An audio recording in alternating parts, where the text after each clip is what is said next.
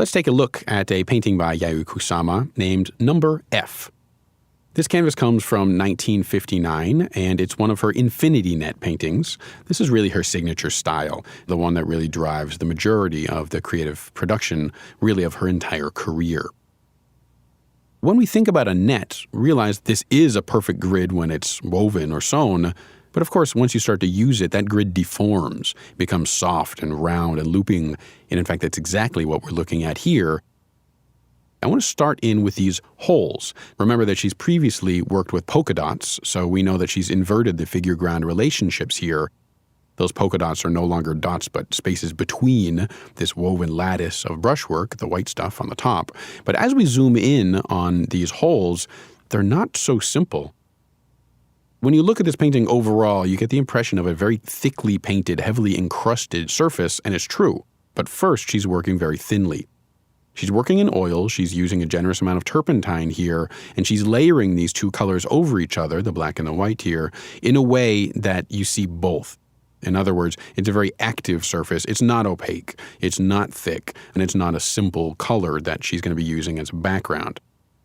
So having worked with this washed, scrubbed appearance of this black and white background, she then switches gears into really the bulk of this painting, and this is thick toothpaste quality artist oil paint rather than adding medium linseed oil, which of course thins the paint, lowers its viscosity. We see her doing that sometimes, for example here, where the paint has a more liquid quality, a softer, thinner quality. But then as we move here, we realize this is very stiff paint adjacent to it. Now, it's all the same color. It's very likely all from the same tube, or maybe a couple tubes of the same paint, but she's changing the consistency of it continually as she's looping mark to mark across the canvas. Let's talk about these marks, since this is a gestural painting, after all. These are not the heroic gestures, between quotes, of Willem de Kooning or Jackson Pollock here. These are really rotations of the knuckles and of the wrists. So a much gentler, a much more quiet approach to the surface here, but still an extremely gestural one. We think about this painting as an action painting, as a painting that recalls how it's being made.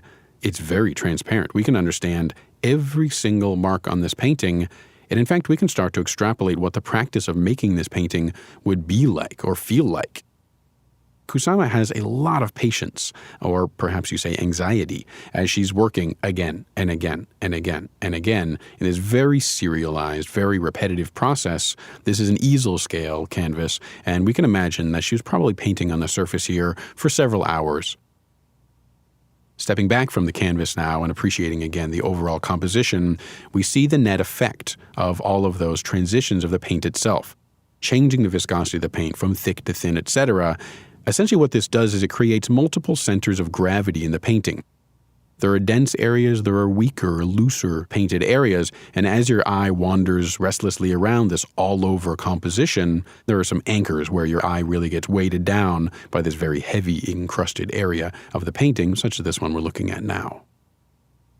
Let's quickly take a look at a couple other examples here so you have a sense of the variety of infinity nets that she's working with.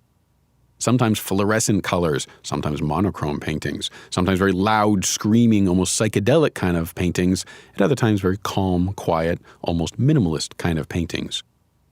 So, like many of the artists in this course, there's a single idea, but on this theme, there are infinite numbers of variations when an artist has found very rich, fertile territory to explore and comes back and finds as many different versions of this fundamental idea as possible.